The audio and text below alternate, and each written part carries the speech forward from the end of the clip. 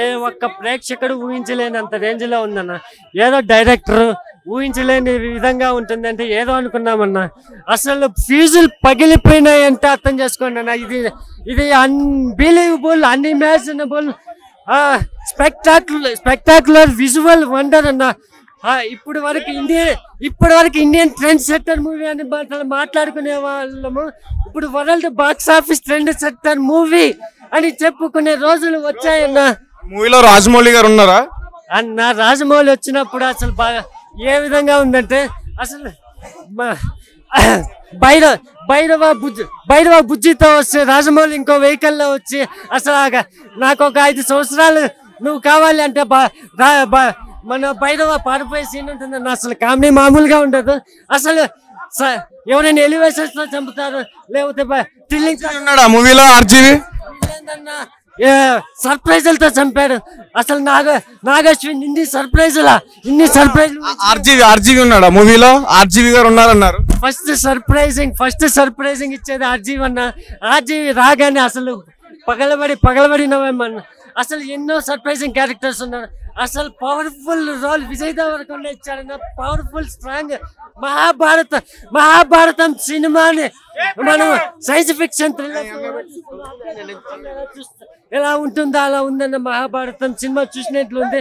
ఇప్పటి వరకు ఇండియన్ సినిమాలో మాయా బజార్ అని మన తరతరాలు చెప్పుకునే వాళ్ళు ఇప్పుడు అన్ని తరాల వాళ్ళు రాబోయే తరాల వాళ్ళు ఇది ఇండియన్ సినిమా అంటే కల్కి అంటే ఇండియన్ సినిమా అలా చెప్పుకునే రోజులు వచ్చాయి. మెయిన్ హైలైట్ బుజ్జి. అసలు బుజ్జి ఉందన్న. అసలు మామూలుగా లేదు. అసలు బుజ్జి లేకపోతే భైరవ లేడు, భైరవ లేకపోతే బుజ్జి లేదు. అసలు వీళ్ళిద్దరూ లేకపోతే Indian cinema box office blast అయ్యేది కాదు. అంత స్ట్రాంగ్. అసలు బుజ్జి క్యారెక్టర్ ఎంత తక్కువ చెప్పుకున్నా అంత తక్కువే. అసలు అంత స్ట్రాంగ్ బ్రిలియంట్ క్యారెక్టర్ ఇచ్చారు బుజ్జి క్యారెక్టర్. అన్నా మూవీ ఎలా ఉంది? కల్కి మూవీ అన్న ఏం చెప్పాలన్నా, ఇంతమంది ఎంజాయ్ చేస్తున్నారు కల్కి చూసి. ఫుల్ ఎంజాయ్ చేస్తున్నాం. మన సినిమా మాత్రం ఒక ఇంగ్లీష్ మూవీ ఎలా ఉందో సినిమా అలా పెట్టిన సినిమా మాత్రం ఇచ్చి పడేసిను. సినిమా కూడా నీకు ఎక్కడ బోర్ లేదు. అసలు మన కల్కి అంటాం కానీ కల్కి ఒక ఇంగ్లీష్ మూవీ టాలీవుడ్ లో ఎట్లా పెట్టిండో సినిమాలో తీసుకోపోయిండో ఒక డిఫరెంట్ ఉంది. సినిమా మాత్రం ఇచ్చి పడేసిను. ఇలా ఒక రామ్ గోపాల్ వర్మ ఉన్నాడు, మన రాజమౌళి ఉన్నాడు. అంటే ప్రతి సీన్ లో ఒక్కొక్కరు కనిపిస్తారు. లాస్ట్ కొంచెం విజయ్ దేవరకొండ ఉంటాడన్నా. ఇచ్చి పడేసిను. నిజంగా చెప్తున్నాడు. రాజమౌళి గారు ఉన్నారు ఆ మూవీలో. ఉన్నాడు. ఒక సీన్ లో వస్తారు రాజమౌళి గారు. ఒక గెస్ట్ వచ్చిపోతాడు ఈ సీన్ లో వస్తాడు అనమాట. సర్ప్రైజింగ్ సీన్ ఎట్లా ఉంటది? ఎంత షాకింగ్. ఒక మన బాహుబలిలో రాజమౌళి ఎట్లా వస్తాడు, సాంగ్ మీద ఎట్లా వస్తాడు, కుండ కళ్ళు దగ్గర సీన్ లా రాజమౌళిలో ఒక కార్ లో కలుచుకుంటారు ఒక ప్రభాస్ అన్న మన రాజమౌళి. ఒక సీన్ మాత్రం హైలైట్ ఇచ్చింది. మళ్ళీ నాకు రాజమౌళి ఆర్జీవి ఉన్నాడు ఆ మూవీలో. ఆర్జీవి వచ్చినాక మాత్రం అదొక హైలైట్. ఆ సీన్ చూస్తే మాత్రం బూస్ పని వస్తాయి. అంటే ఒక్కొక్క సీన్ చూస్తుంటే మనకు మాత్రం అసలు డిఫరెంట్ ఉంటది. అంటే ఏ క్యారెక్టర్ కాదు క్యారెక్టర్ డిఫరెంట్. అసలు మన తెలుగు సినిమా ఒక టాలీవుడ్ లో తీసుకుపోయాడే ముందుగా డైరెక్టర్ ముందుగా హ్యాట్స్ ఆఫ్ చెప్పాలి. యాక్చువల్లీ నాగశ్విని గారు నిజంగా మీరు ఒక మహానటి సినిమా తీసి మళ్ళా ఒక కల్కి తీసి మీరు ఒక మంచి మహానటి ఒక డైరెక్టర్ అని ప్రూవ్ చేసుకురు. నిజంగా చెప్తున్నా ఇది దీనికి ఒక నేషనల్ అవార్డు మీకు వస్తుంది అంటే రావాలి. సినిమాకి చాలా కష్టపడి తీసి. మూవీలో డైలాగ్స్ ఉన్నాయా? ఉంటుంది. ఒక 2 నిమిషాలు మాట్లాడతాడు ప్రభాస్ అన్నతోటి. ఒక 4-5 సెకండ్స్ మాట్లాడతామట ఉంటాడు అక్కడ. ప్రతిదీ హైలైట్ అన్న. Amitabh Bachchan highlight mean. అమితాబ్ బచ్చన్ ప్రభాస్ అన్నప్పుడు ఫైట్స్ ఉంటాయనా దుమ్ము లేచిపోతా. లాస్ట్ మాత్రం హైలైట్ అంటే మన విజయ్ దేవరకొండ. నార్మల్ గా మహాభారతం అని చెప్పేసి అంటున్నారు కదా, ప్రభాస్ గారిని ఏ పాత్రలో చూడొచ్చు మహాభారతంలోకి సంబంధించి? అంటే సెకండ్ పార్ట్ లో తెలుస్తుంది ఎట్లుంటుందో. ఇప్పుడు జస్ట్ శాంపిల్ వరకే ఇంత ఎంజాయ్ చేసినాము. పార్ట్ 2 ఉంది. 100% ఉంది. అంటే హీరోయిన్ తీసుకోవాలి కిడ్నాప్ చేస్తారు. మళ్ళీ హీరోయిన్ కోసం మళ్ళీ స్టోరీ ఉంటుంది అనమాట. ఆయన కాపాడుతాడు ప్రభాస్ అన్న. మళ్ళీ అక్కడ నుంచి మళ్ళీ స్టోరీ ఉంటది. ఇది ఒక ఆరంభం మాత్రమే.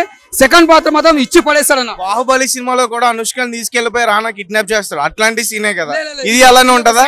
సైన్స్ సంబంధించింది ఉంటది. అదొక రాజుల కాలంది, ఇది ఒక సైన్స్ సంబంధించింది. అంటే ఇది ఒక స్టోరీ. సెకండ్ పార్ట్ చూసేదానికి తెలుస్తుంది.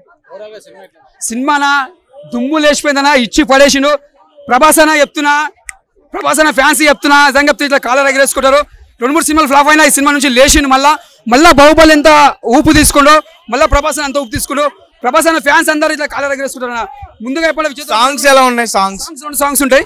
ఒక డిఫరెంట్ గా పెట్టిన సాంగ్స్. ఐటమ్ సాంగ్స్ అన్నీ ఉన్నాయా? ఐటమ్ సాంగ్స్ లేవని ఒక డిఫరెన్స్ ఉంటాయి అంతే. ఐటమ్ సాంగ్స్ ఉంటాయి. ఇలా ఒక హాలీవుడ్ లెక్క తీసుకోపోయిండు, ఒక ఇంగ్లీష్ మూవీ లెక్క తీసుకోపోయింది. అది మన ఇంగ్లీష్ మూవీ తీసుకోపోయి మన ఒక టాలీవుడ్ లో హాలీవుడ్ లో ఎట్టినట్టే మామూలు మాట కాదు. హ్యాట్స్ ఆఫ్ చెప్పాలి డైరెక్టర్ గారికి, చాలా బాగుంది, సూపర్. అంటే 2 ప్రపంచాలు ఉంటాయని చెప్పేసి అన్నారు కదా, ఉన్నాయా నిజంగా అలాంటి? 100% సెకండ్ పార్ట్ లో తెలుస్తుంది కదా నీకు. రెండో ప్రపంచం అంటే ఏందో తెలుసు కదా, సెకండ్ పార్ట్ లో తెలుస్తుంది. అది ఇప్పుడు జస్ట్ ఇప్పుడు ఆరంభం మాత్రమే. సెకండ్ పార్ట్ లో మెయిన్ ఎంట్రీ ఇప్పుడు అక్కడనే ఉంది. సినిమా కథ అంతా అక్కడనే ఉంటుంది. మళ్ళీ ప్రభాస్ అన్న మళ్ళీ బాహుబలి ఎంత చూసాం సెకండ్ పార్ట్ లో అట్లా చూపిస్తారు మళ్ళీ. అంటే కాశీ గురించి స్టార్ట్ అయింది మూవీ, కాశీ గురించే ఉంటది అన్నారు కదా, కాశీ గురించి అన్న ప్రత్యేకంగా చెప్పారా మూవీలో? కాశీకి సంబంధించి చెప్తున్నా సెకండ్ పార్ట్ లో తెలుస్తుంది. అసలు దేవుడు అంటే ఏంటో సెకండ్ పార్ట్ లో తెలుస్తుంది. వాడు వచ్చి కిడ్నాప్ చేస్తాడన్నమాట. దేవుడు అంటే నమ్మడు వాడు. దేవుడు అంటే నిరూపించడానికి సెకండ్ పార్ట్ ఉంటుంది. ఆ స్టోరీ ఇప్పుడు ఇంకా సూపర్ ఉంటుంది. ఇప్పుడు అది సినిమా మాత్రం ఇచ్చి పడేస్తాడు. సినిమా చూడు, సూపర్ సూపర్ సూపర్. అంటే మూవీలో ప్రభాస్ గారికి అమితాబ్ బచ్చన్ కి ఫైట్ సీన్స్ ఉన్నాయి. ఏంటి వాళ్ళిద్దరు అసలు నాకు అర్థం కాల. హీరోయిన్ కాపాడి అమితాబ్ బచ్చన్ ఏమో హీరోయిన్ కోసం కాపాడుతుంటాడు, ఆయన ఏమో జస్ట్ వర్క్ కోసం వస్తాడు ఆమెను కిడ్నాప్ చేయడానికి. తెలుసుకోవడం వల్ల మారిపోతాడు ప్రభాస్ అన్న. అంటే అమితాబ్ బచ్చన్ ఒక ఆమె కోసం కాపాడుకుంటుంటాడు, ఒక శక్తి ఉంటుంది ఆయనకి. ఆమె దేవతని ఊహించుకుంటాడు, ఆమె కోసం కాపాడడానికి వస్తుంటాడు అన్నమాట. అంటే పరశురాముడు క్యారెక్టర్ చేశాడు ప్రభాస్ అంటున్నారు, అది నిజమా అబద్ధమా? నా చెప్పేది ఏం లేనా, మాటలు వస్తలేవు. సినిమా మాత్రం ఇచ్చి పడేసిండు. సినిమా చూసినాక ఎప్పుడైనా ఎట్లుందో దుమ్ము లేచిపోయింది అన్న, సూపర్. ఎంత ఇస్తావు రేటింగ్ నువ్వు? మొత్తం 5కి 5 ఇస్తా. 5 ఓకే. సినిమా అయితే కేక, అది కేక కూడా సరిపోదు, ఒక రేంజ్ లో ఉంది. దాని అమ్మ మొగుడు కాదు, మొగుళ్ళు తెచ్చి అక్కడికో ఉంది. అమ్మ ఏం చేశారు, కైవెట్టేట ఎగురుతామేంట. ఇదేంటి మన బాహుబలి 2 అన్నిటికీ తలతని చేస్తుంది. దేశ విదేశాల్లో మన ప్రభాస్ విషయంలో ఇంకొకళ్ళు ఉండరు అన్నట్టుంది. మూవీలో ప్రభాస్ గారు పరశురాముడు క్యారెక్టర్ చేశారంటున్నారు, అది ఎలా అనిపించింది మీకు? అది మాత్రం కిక్కే. ఆయన వచ్చేటప్పుడు ఆపొచ్చి ఇట్లా పడుతుంది, పడినంటే పవర్ వస్తుంది. అప్పుడు ఇలా పెట్టి గాల్లో ఇలా వస్తారు. మామ వచ్చానంటే చూపిస్తారు, చూసారా కన్నులాగా. కన్నుడు ఆయన, పరశురాముడు కాదు, కన్నుడు. ఇందులో వచ్చినప్పుడు ఉంది ఆ ఎలుగు ఒక్క రేంజ్ లో ఉంది కేక.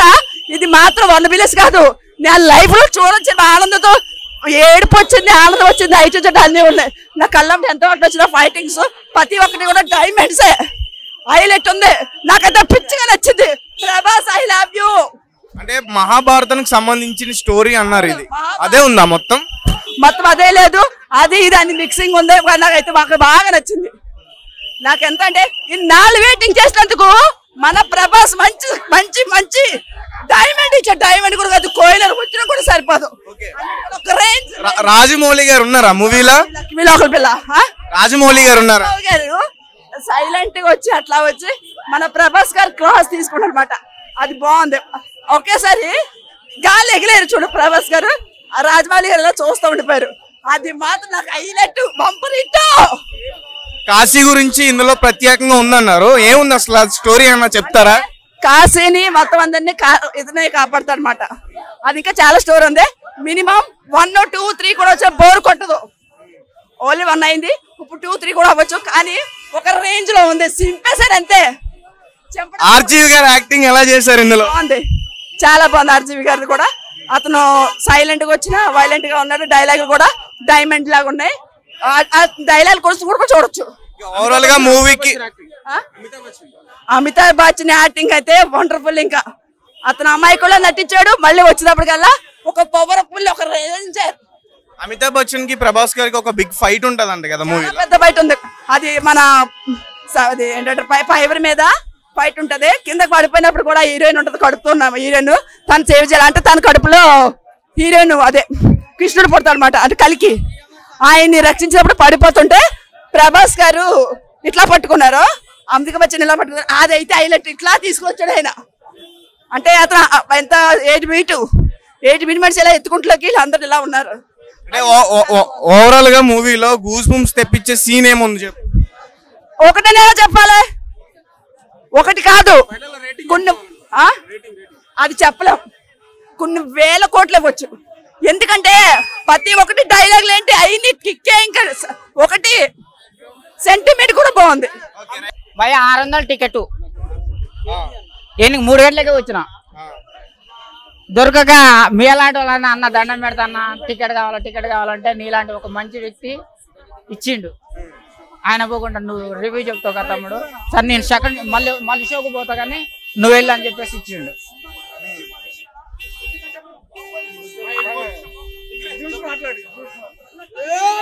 హైటెక్ సినిమా అందరికి అర్థం కాదు, సాఫ్ట్వేర్లకు అర్థమవుతుంది. సాఫ్ట్వేర్లు తప్పనిసరి చూడాల్సిన అవసరం ఉంది. ఎందుకంటే బుజ్జి చూసాం కదా, టెక్నికల్. మన భారతదేశానికి ఆ సినిమా చూస్తే కొంచెం సాఫ్ట్వేర్లు అప్డేట్ అవుతారు. ఇప్పుడు చంద్రమండలానికి పంపించారు, ఒకటి సూర్యమండలానికి కూడా పంపిస్తారు ఈ సినిమా చూస్తే టెక్నికల్గా. అది అందరికి అర్థం, నాలాంటి వాళ్ళకి అర్థం కావాలంటే ఇంకా 2-3 సార్లు చూడాలి. అది ఏం ప్రాబ్లమో నాకు తెలియదు, కనిపిస్తుంది కానీ వినిపిస్తలే. మరి థియేటర్ ప్రాబ్లమా, వాళ్ళు డబ్బింగ్ చేయడం ప్రాబ్లమా, లేకపోతే బ్యాక్గ్రౌండ్ మ్యూజిక్ ఎక్కువ పెట్టేసి డైలాగ్ కొంచెం ఎమోషన్స్ తగ్గించారా అనేది అర్థం కావట్లేదు. స్పష్టంగా కానుస్తుంది కానీ వినిపిస్తలే. మళ్ళీ ఇంకోటి ఏంటంటే స్టోరీ అనేది ఏంటంటే అర్థం కాని పరిస్థితి. స్టోరీ అసలు ఏ స్టోరీ అనేది అర్థం కాలే. రాజమౌళి గారు వచ్చారు, ఎందుకు వచ్చారు అర్థం కాలే, ఎందుకు పోయారో అర్థం కాలే. ఉన్నాడు మన ఆర్జీవి గారు ఉన్నారు, ఆయన ఎందుకు వచ్చిండో ఎందుకు పోయిండో నాకు అర్థం కాలే. బ్రహ్మానందం గారు ఉన్నారు, ఆయన అసలు ఎందుకు పెట్టారు, ఆయన స్టోరీ అనేది కూడా ఏమి అర్థం కాలే. దుల్కర్ సల్మాన్ యాక్టింగ్ ఎలా ఉంది సినిమాలో? ఆయనకు మించిన యాక్టింగ్ మన ఆయన పేరేం పేరు ఉంది, అమితాబ్ బచ్చన్ గారికి మించిన ఇందులో ప్రభాస్ గారి కంటే కూడా హైలైట్ అంటే అమితాబ్ బచ్చన్ ఒప్పుకోవాలి. ఆయన కాళ్ళకు దండం పెట్టాలి. ఈ సినిమా ఆయన నుంచే నడుస్తుంది నాకు తెలిసి. అయితే పార్ట్ 2 తెలిస్తే మరి ప్రభాస్ కోసం పోవచ్చులే కానీ ఈ సినిమా మాత్రం అమితాబ్ బచ్చన్ న్యాయం చేసిండే. ఆ సినిమాకి అమితాబ్ బచ్చన్ ప్రభాస్ కంటే 100 రెట్లు అమితాబ్ బచ్చన్ గారు న్యాయం చేసిండు. ఆయన కాలం మాత్రం దండం పెట్టాలి. ఆయన లేకపోతే, ఆయనకు ప్రభాస్ గారికి ఫైట్ లేకపోతే ఈ సినిమా మాత్రం ఏడుగొండల వెంకటరమణ గోవిందా. ఆయన లేకపోతే సినిమా లేదు. మన పేరు రావట్లేదు, మన హీరో కాదు అమితాబ్ బచ్చన్ గారు లేకపోతే ఈ సినిమా లేదు. ఆయన పేరు గుర్తు రావట్లేదు అంటే ఆయన సినిమాలు నేను చూడను. అమితాబ్ బచ్చన్ గారు లేకపోతే ఆయనకు మా సినిమా న్యాయం చేసి ఆయన కాళ్ళు మొక్కొచ్చు. ఆయన లేకపోతే మాత్రం సినిమా లేదు. ఆయన మధ్యలో ప్రభాస్ గారి మధ్యలో ఫైట్ మాత్రం సూపర్. ఎన్నైనా వేసుకోవచ్చు వాళ్ళిద్దరు కాంబినేషన్. ఇప్పుడు చాలా మంది క్యారెక్టర్స్ ఉన్నాయి కదా మూవీలో, ఆయనది ఒకటే నచ్చింది నాకు. నేను చెప్తున్నా కదా భయ్య, విజయ్ దేవరకొండ ఉన్నాడు, ఆయన వాయిస్ చేంజ్ చేసినా కానీ వేరే వాళ్ళ డబ్బింగ్ చెప్తున్నా బాగుంటుండే. విజయ్ దేవరకొండ అర్జున్గా పెట్టారు, ఒక డైలాగ్ ఇచ్చారు, వేరే వాళ్ళు పెట్టినా కానీ బాగుంటుండే. నాకు నచ్చలే, వదిలే. మళ్ళీ వాళ్ళ ఫ్యాన్స్ ఉన్నారు, పట్టుకొని కొడతారు మధ్యలో. నేను కూడా ఫ్యాన్సే. నేను 600 పెట్టి ఇక్కడ కొన్నా. 3 గంటలకు వచ్చిన. ఎందుకు వచ్చినా? 3 గంటలకు వచ్చిన. బుక్ మై షోలో నాకు టికెట్ దొరకలే. నీలాంటి వాళ్ళ దండం పెడతాను కాలముక్త అని చెప్పేసి అడుక్కున్నా. నేను చరిత్ర మొత్తం చదివినావయ్యా. అది ఇంత ఉంది. అసలు ఏందో అన్నది అర్థం కాని పరిస్థితి. నిజం చెప్తున్నా. 4 సార్లు చూడాలి నేనైతే. ఇంకా కింది స్థాయి వాళ్ళైతే 100 సార్లు చూసినా తప్పులేదు. ఎండింగ్ బాగుంది, ఎండింగ్ మాత్రం బాగుంది భయ్యా. చిరిగిపోయింది ఎండింగ్. నేను చెప్పేది అదే భయ్యా. ఆయన ఎందుకు పెట్టారో నాకు అర్థం కాలే. బ్రహ్మానందం గారిని ఎందుకు పెట్టారో నాకు అర్థం కాలే. అర్థం కాలే ఆయన ఇప్పుడు నువ్వు ఎట్లా మాట్లాడుకుంటావు, గట్టిగా మాట్లాడుకుంటారు. నువ్వు ఎట్లా మాట్లాడుకుంటున్నావు. ప్రభాస్ గారు బ్రహ్మానందం గారు అట్లా, అరే నువ్వు నా రెంట్ ఎప్పుడు కడతావరా, కడదాంలే అని ఆయన అట్ట. అంతే, అదొక రూము.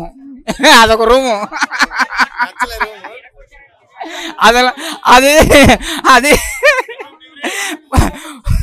కైలాసమా భూలోకమా లేకపోతే మధ్యలో ఉందా అనేది అర్థం కావట్లేదు. అది మూడో ప్రపంచం.